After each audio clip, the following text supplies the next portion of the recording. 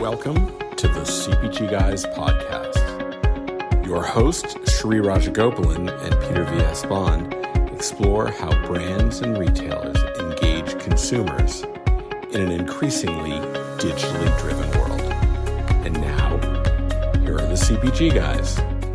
Good morning. I'm Shri. For those of you that don't know me, I'm one half of the CPG Guys. Run the industry's largest podcast. My partner, Peter Bond, is sitting over there on the left-hand side for most of you. I'm also partner and founder of a consulting company called Think Blue Consulting. We work with brands, retailers, and service providers on their omnichannel transformation journey. We got a booth at 1601B, all about space planning transformation. Has nothing to do with omnichannel, even though I just told you that's what we do. But it's revolutionary new tech, which should enable merchants to actually generate 10,000 planograms in 30 minutes. Never been done in the history. Why can we do it? Because of the wonderful buzzword of our industry, artificial intelligence. It's real. It's applied AI. Today's topic is something completely different. Yes, if you were here yesterday, we had a little bit of a chat with another panel on how volume has become the single biggest problem for mid-tier and large market cap brands.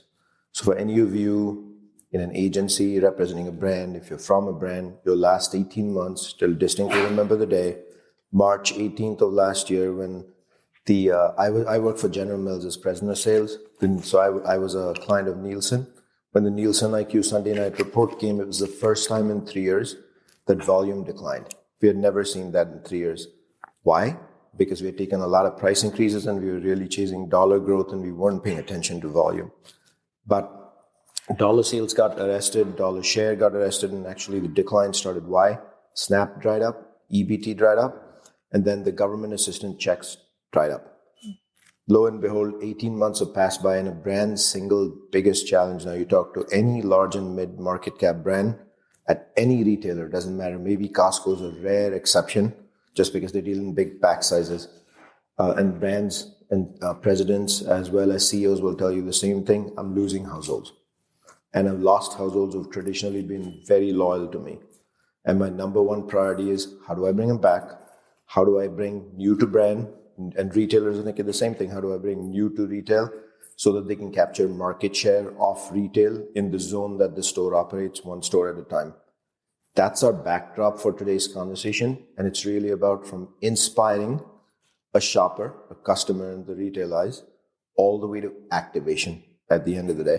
And that's what I have these three wonderful ladies. I get a chance to actually put them on the hot seat, ask them a bunch of questions. I don't follow the script, even though I've been given one. The only part I'll follow the script is actually to introduce these three wonderful ladies. So first, let me introduce sitting right next to me, Barbara Connors, Vice President, Strategy and Acceleration at 84.51. Take a minute, tell us about what you do. What is a VP of Strategy and Acceleration? All right. Thank you all for being here today. So what I do is I lead sort of two big macro teams. One at 84.51 is responsible for educating and driving awareness of our insights, creating thought leadership with them, and also partnering between technical and commercial teams to bring the right insights innovation to market. I also lead a team that acts as liaisons between Kroger merchandising and all the commercial businesses at 84.51 across insights, loyalty and incentives, and KPM to drive better alignment and collaboration towards mutual growth. So I'm guessing you're right in the middle of advising not just brands, but within retail as well, maybe talking to merchants, this magic of inspiration to activation. How do you bring new to brands? That's on your mind every single day. Now we'll jump all the way to the end. I know I said sitting right next to me is Barbara, but that's what you do when you're a podcast host. And I literally told her to sit here. Melissa, of course, is a great friend of ours. She's been on the show at CPG Guys. We've known each other in the industry quite a while. She's actually a guest host every Sunday on the Fresh 4 of the CPG Guys. She needs no intro, founder, president of Pacvue. What does Pacvue do, Melissa? So for those of you who don't know, hopefully you do, we have a great partnership with Kroger. We're a commerce acceleration platform, so we sit on top of all the retailers. We sit over 100 retailers, so Amazon, Walmart, Instacart, Target, really unifying the retail media space and providing optimization and activation in our platform. Thank you. And Karen, I'll assume you'll forgive me for skipping and going to Barbara, because here's the funny thing. Think Blue is actually working with Henkel. She has the wonderful job of doing industry transformation as director in one of the most important pieces of retail, which is the omnichannel journey. So what does a day in your life look like? So hi everyone, I'm Karen Satterlie. I'm with Henkel Consumer Goods. So I lead our shopper marketing team as well as our e-commerce content team. So a day in the life is actually pretty widespread across, trying to pull everything together. And I think it's really on point for the topic today of making sure that wherever the consumer is shopping, we're hitting on the right touch points. And so my team is really integrated into all of those touch points, and we touch content, to the types of media that we're talking to them on, to the types of messaging that we're using, and making sure that it's really a holistic journey for them. So question number one is automatically going to default to you because I got to make up now. If we think about the planning cycle, right, especially in this context of volume is now declining or it's been arrested, it's not growing, households are lost, got to get new to household, bring loyalty back. Traditionally, if I go back 3-4 years in history, I was very much guilty and victim sometimes of keeping the whole digital channel separate from the in-store channel. How does it work at Henkel? Have you all started that journey together? And to really chase the shopper and bring them back, does it need to be one joint business plan? And does planning need to start with a brand? Yes, absolutely. I think one of the buzzwords a couple of years ago was unified commerce, right? And so it absolutely starts with joint business planning, not only from the brand side, but also with our retailer partners.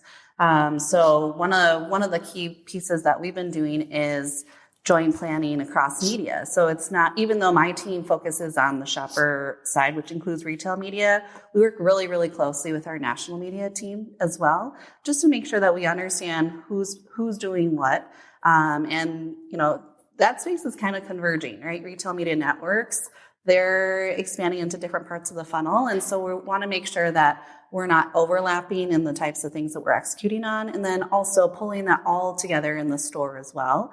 So as I spoke about earlier, just really making sure that, wherever the shopper is shopping, that shopper journey has evolved so much in the past 4 years. And it looks different in every single category. The reasons that people dive into TikTok or dive into, other channels, they're looking for different types of information, and they might be in different parts of their shopper journey, and the conversion point looks different in every category. So really making sure that you understand that critically for each category is important. So would you kind of say that in the industry, if planning does need to start up top from like the brand, and that's how things should play themselves out all the way to activation, sales teams actually understand that and are working together with brand teams to do the best planning they can, digital or in store? Yeah, absolutely. I mean, there's a lot of insights that the sales teams can work with their retail partners on gathering, and we also have a wonderful category team that we work with internally as well. And I think working together and pulling those insights and bringing them back to the brands is really critical to make sure the brands, they're managing the brand overall, but helping them really understand what's important to the shopper, and bringing that back to square one as they're looking and figuring out where the brand growth is going to come from is really important. I'm going to ask you to help me set the context for my next question, and that is a sub-question. Is retail media? Absolutely. So for those of you that don't, I was hoping she'd say that secretly. This wasn't practiced or rehearsed. The reason I say that is you'll see Peter and me walking around sometimes with a blue t-shirt, also on the show, and there's a quote we have and it says retail media is media. Anybody want to guess who actually said that at Adweek a year ago? Kara Pratt from Kroger Precision Marketing. So we've absorbed that and we truly believe it is. Barbara, the next one's for you, and that is the backdrop, right?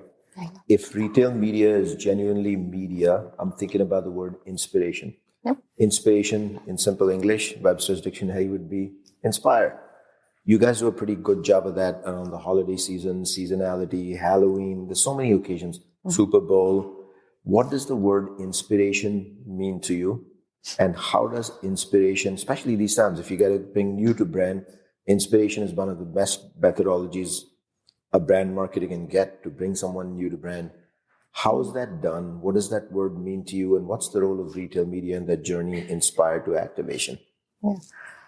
Oh, when I think about what inspiration means to me, another way I think about it is just bringing new ideas to someone.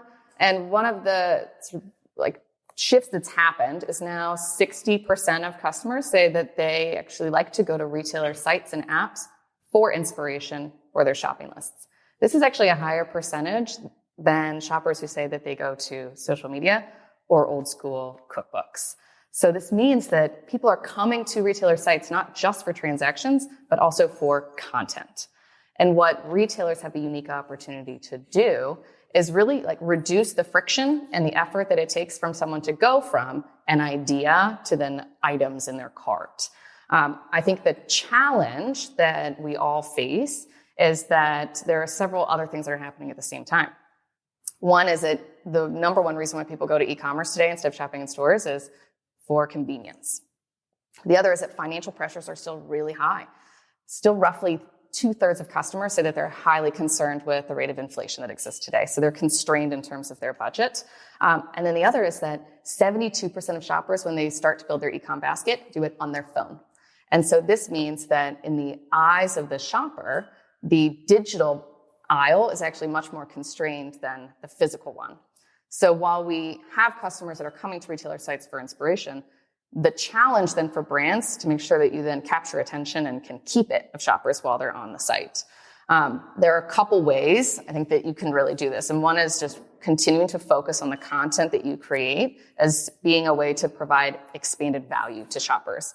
The value can be from targeted coupons. It can be from amplifying and driving awareness of promotions that you have going on in store. And it can also be ideas that reduce the mental load that it takes for someone to complete their trip and make their lives and day a little bit easier. So well said. Melissa, I'm going to use that as the backdrop for the actual next. This is actually flowing pretty well, if you all notice. And that, by the way, one of the things I did want to share, you mentioned about recipes, right? Mm-hmm. So I mentioned it yesterday. I actually love to cook. It's like a therapy thing for me, even though Renee Long sitting back will be like, nah, you're too addicted to the Yankees to cook. But all that said, last 3 years, every recipe I've learned is from socials and from retail website. No more word of mouth, no more referrals. It's literally coming from socials and addicted to TikTok. Melissa and I were chatting about TikTok Shop this morning, and they've actually created media through TikTok Shop, not for today's discussion, another day. But Melissa, I'll hop over, use that inspiration piece, right? My last few months with General Mills, the only talk of town with merchants I'd have is we got to drive value. That's the only way they're going to come new to brand. But merchants' definition of value would always be price reduction. Like literally, that's it, non-negotiable. Those, of course, come from trade budgets. We found that when we started pumping trade, shoppers would come. The moment the TPL was over, they'd exit not just your brand, but sometimes even categories. They'd move to adjacent categories or somewhere else in the store where the wallet didn't have to stretch. In that sort of scenario, every category is nuanced based on a shopper preference. And when we start using the word value, is it just pricing? Is there inspiration involved in value? What are shoppers seeking these days? Great question. First of all, did you make the feta cheese tomato thing that went TikTok viral? Over and over and over, as well as for those of you that followed what happened with General Mills about a year ago with the rolls and the ice cream. If you haven't find that one, just type General Mills rolls and ice cream. Must do. That's what I figured. Okay. So, just to qualify, I don't work for General Mills. I'm not selling the product anymore, but I do have stock.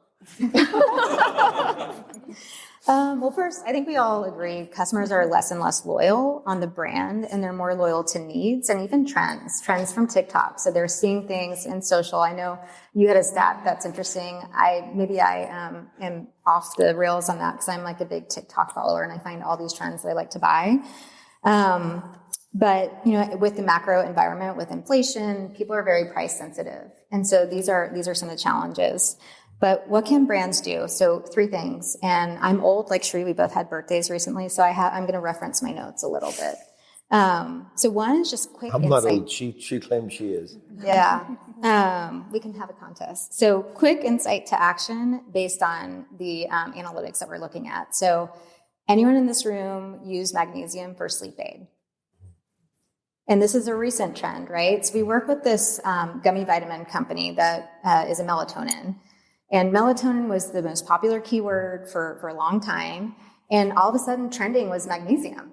And this was a TikTok trend. It was a podcast. And then people are starting to take magnesium for sleep aids. And so what did we do? You quickly kind of like integrate that into your product detail page, your keywords, and things like that. And so this is where identifying what are those trends in your category that maybe you didn't think about, but has become a trend that you can then kind of parlay into what you're trying to do. So that's number one.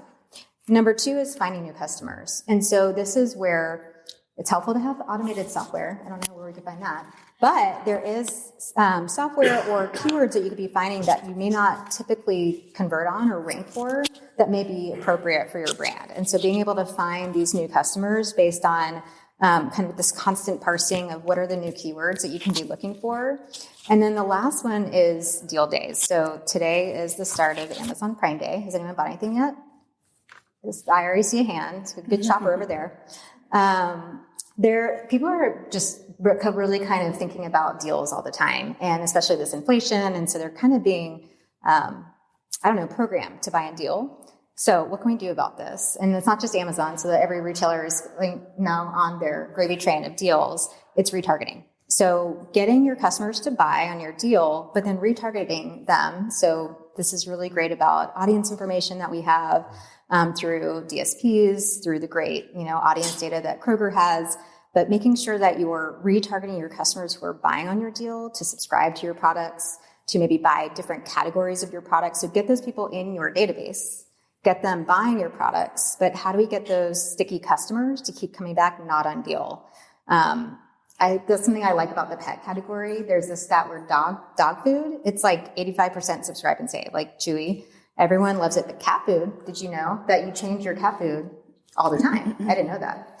So, these categories have some different nuances that you can really expose, and especially through the great audience data is this targeting. The cat food one is a tricky one. Melissa looked at me because I have 3 cats. They're my babies. I love them. They're Zane, Zora, Zumi, and actually they're tattooed on my hand forever. So as I always tell my wife, the cats will never leave me. I want to go back to Amazon for a second because you referred to the big 2 days of shopping, right? In my life, I have never actually gone with an intent of buying something on Prime Days. What I would do is just go to Prime Days just because I'm from the industry, just curious to see what's going on, and I would just buy stuff. I'm building an office this year. We started constructing it about a month ago. I waited till today to see if I'd actually get discounts. Sure enough, I got 2 iPads for $190. Like, how the heck do you get an iPad for $100? The iPad version 10.2, so they're not exactly 2024, they're 2022, $190. Like, what the heck is going on, right? The point is, though, I actually did bargain shopping on Amazon this year. Like, inspiration, why? Amazon had advertised 10 days, 2 weeks in advance, followed me on my shopper journey everywhere, reminded me that this was the day, gave me an opportunity to set a reminder. I was inspired. I'm like, cool, all right, let's do it. Peter and I decided 7:45 a.m. this morning. For some unknown reason, I told Peter, let's take pictures in front of the Sphinx at Luxor at 7:45 after we had to do a hosted dinner till midnight yesterday. But we did it. So I got up at 6:30 just to buy stuff on Amazon. That's how inspired I was because they got the message right. So I'm going to ask all 3 of you a question: brand point of view, retail point of view, industry large service provider point of view, right?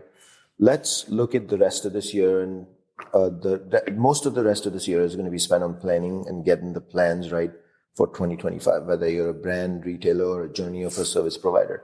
So I strongly believe we lived in a world prior to COVID where the retailer had all the power and the brands had to follow. We now live in a world where everyone wants traffic back. And the only way that can be done is brands and retailers need to work together. Call it what you may. It used to be called JBP, Joint Business Plan. So academic from the 1980s. It's really joint value creation because if you're hunting for a shopper, that's the way you do it. Love to hear a brand perspective. Have we arrived at that moment where we need to collaborate and work together? I'd love to hear a retail service provider point of view. Yeah, I mean, we absolutely have to. I think that it kind of goes back to your initial question around holistic planning. And I think that that's really critical for brands and retailers to come together and really understand what is the role that that brand plays at that retailer for that category, right? And so ultimately the retailer is going to have category growth goals. How does your brand play a role in that? And that way you can come together and holistically plan and see how that filters out into how you're executing. So yeah, we absolutely have to do that moving forward. I think across the industry, across retailers. And as representing a brand, are you seeing that desire in retailers to say, hey, let's do this together, let's not run in opposite directions? Yes, we are. We are for the most part. I mean, I think that from my side, it's also pulling in the retail media networks and understanding their role and how we can partner further. Working with also like their insights teams and seeing and identifying those trends that Melissa was talking about. Even getting more transparency to some of that data that retailers have, very, very rich data. And I think we're only on the cusp of really understanding what type of data is truly valuable, both to the retailer side but really for the brand side, and understanding, as we move forward and try to figure out how do we best invest our next dollar, what type of data is going to really help us push that.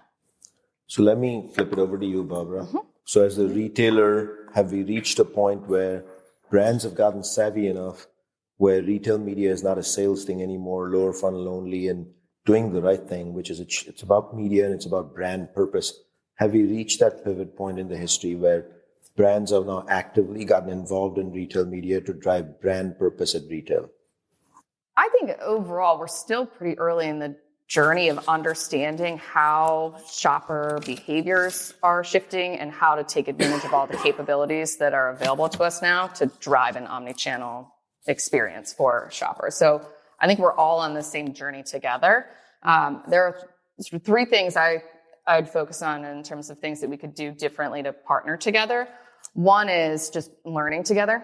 I think there's still so much that we don't know as behaviors are changing rapidly and capabilities are changing rapidly. With that, we also have a lot more data available to understand pieces of the shopper journey that we couldn't before. In addition to sort of like our legacy data of being able to understand what people buy and how frequently and at what price point and in what combinations.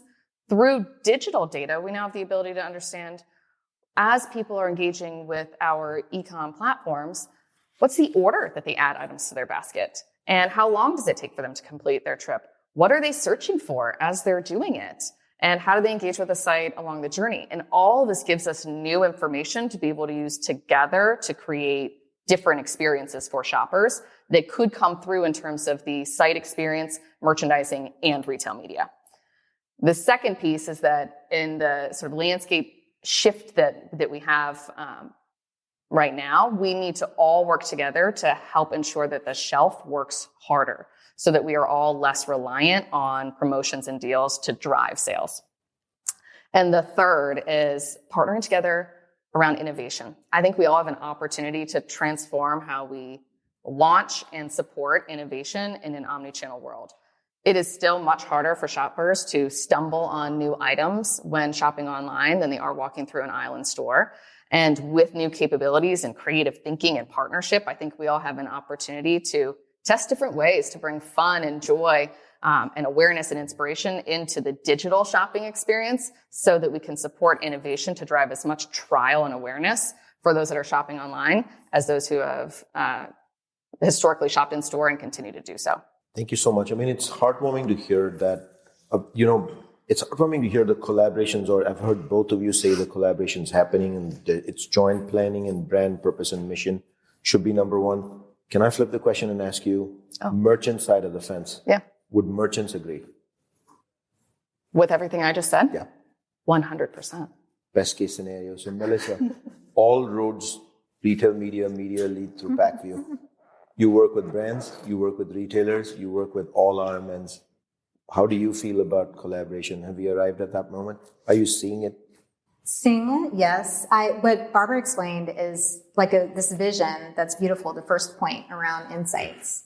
And where I'd like to see us be able to get to a good place on is driving from insight to action and to actually activate that. And I don't think we're there yet because of the access to data. So in one way, we have more data than we ever have had before. That's true. However, the pipings of being able to get that data and actually do something with it and activate it real time, that's the piece that's behind a little bit. And so we have this vision of like, let's get all these insights, magnesium and all these things. But we need to have this programmatic access to be able to take that data and activate it. And that's the piece that I'm excited about for the future that we're working on. And the retailer who helps us do that, in a great way is going to win, because that's what all the brands want. They want to be able to take insight to action very quickly. And to do that, we need this better, an API first mentality. That's what we push all the time with our retailers. So everybody help me on this. So that we can actually get this programmatic access and drive these insights and actually make it do something that is helpful with conversions. That's the word of the day, conversions at the end of the day. Inspiration to conversion, activation. So my last question is for all three of you, and we'll flip the order. We'll go Melissa first on this one. No conversation is complete in our industry without the hottest buzzword of the year. Anybody want to guess what that is? AI. It's on your lips. AI, thank you. I originally wanted to ask what trends are you guys following for inspiration, but we'll probably stick to AI because it's on everybody's mind. In fact, as Melissa and I were walking over here for this panel, we were discussing what AI will do to the service provider industry in the next few years. We had strong opinions. Will it completely decimate them? Will it keep half of it, etc.? So why don't we start with you, Melissa? What is the biggest AI trend on your mind? What are you reading these days? What do you think will happen in the next 3 years, especially when it comes to inspiration and AI? Because you and I were both at the Cannes Lions Festival. AI was the talk of the town for creative. I think the thing that I'm really excited about as a shopper is this hyper-personalized experience to you. And so I see it on Amazon with Rufus that they're experimenting with, where you search something and then in the answer responses, oh, do you want this? Do you want that? So it's kind of like trying to figure out what your desires are to like personalize that experience to you. So ultimately one day I can just go online and before I even know I want something, it'll tell me that I want this thing. That'll be ultimately my time-saving hack. But I think that's a little bit of where the AI is going, is this very personalized, you are this type of shopper, you're going to like these things, and then you get a different experience than somebody else so that it really narrows in on like the type of recipes. Are you a keto person? What are the products that you might like? So that that is just a much more, I don't know, like you said, people are going for content on these websites. So you can be much more personalized, and that helps with conversions because you'll more likely buy that stuff. Barbara, how is KPM thinking about AI and what's cooking in the back factory with AI and what should we expect in the future? Yeah, so I'll speak sort of holistically across all of 84.51. Building on what you were talking about, hyper-personalization is like number one. So as we think about the advanced analytics that can help us do this with greater speed and precision is super exciting for a retailer that has been what we believe on the forefront of personalization for decades. And I feel like we're still just at the very beginning of what we'll be able to do. From an insights perspective, I don't see AI sort of decimating the industry, is that what you said? There's a lot that has promise in terms of automating the mundane. So you have work that no one likes to do today that we will just be able to speed up so you can actually get closer to activating on the insights. There's a ton, as you talk about the proliferation of data, and there's so much data, but we just haven't been able to harness it, that especially if you think about qualitative data, just being able to synthesize it and pull together the key themes that speeds up your ability to just like get to some of the ahas and then act on it. And then I think especially as all the capabilities are continuing to evolve, the ability for AI to help all of us navigate those changes quickly. Even if you just think about simple like code changes and how do I migrate from one system to the next, there's a lot that AI can do to help us all speed up our own transformations. Very well said, and looking forward to that. By the way, I personally don't believe AI will decimate the entire industry. I mean, 30 years ago, if you had said the cell phone would exist and that would dominate our life, I wouldn't have believed it either. But there's still a human element to the day in merchandising. There's a human override for a reason. But Karen, as a brand, someone representing a brand, let me ask you that question. Again, Melissa and I were at Cannes, the talk of the town, creative. We actually saw demos of self-created AI-based creative, and it looks real, authentic. Storytelling feels real and authentic. As a brand, that's got to scare the heck out of you. Or maybe it doesn't. As you just mentioned, hyper-personalization is actually real for the first time in seconds. How do you feel as a brand rep? Depending on who you talk to, it's exciting, and also there's concerns and caveats to consider, right? So from a legal perspective, it brings all these questions on what type of control, and there are some categories that we play in where there's regulatory limitations on what we can say, and so we need to make sure we fully understand what the impact of AI is going to have in those categories, and where we have control or we don't have control, I think is a concern. From what Melissa said, I as a shopper, I'm absolutely excited. I think as from a brand dollar standpoint, I'm also very excited, right? So today we're really limited in, how many types of creative we can create based on how many people we have and resources we have. And then also we're limited to the types of campaigns that we're running in. We have a giant audience segment that we're using the same creative for. Tomorrow, it could be, very, very personalized and really much more impactful, and just makes your dollar so much more efficient and effective. So yes, there's a lot of excitement on the horizon about this. I think there's just a lot of learnings and understanding and how we'll really manage through some of the technical aspects of AI. I want to say thank you to the three of you. I mean, this is a very busy conference. All of you have busy schedules. Thank you for making time to be here and talk to me, make a podcast, as well as talk to everybody out here. So sincerely, thank you for making the time. For all of you that chose to come here, spread the word to your colleagues. If they missed out, they can always hear it again on a podcast episode. But more importantly, I want to say thank you to you as well. This is a busy conference for every single one of you. There's probably way overbooked. 14 hours a day is what we're all working just because we're choosing to. You still chose to come here and listen to this conversation. I want to say thank you for doing that. And then the whole topic was about inspiration through activation. The industry needs your help as well. Be those agents, please, that drive inspiration all the way to activation. Retail media is real. It's here. It's media. You can make a difference for brands you represent. Be the ones that are the change agents, because the industry needs you to. With that, I'll close it out and say thank you for being here.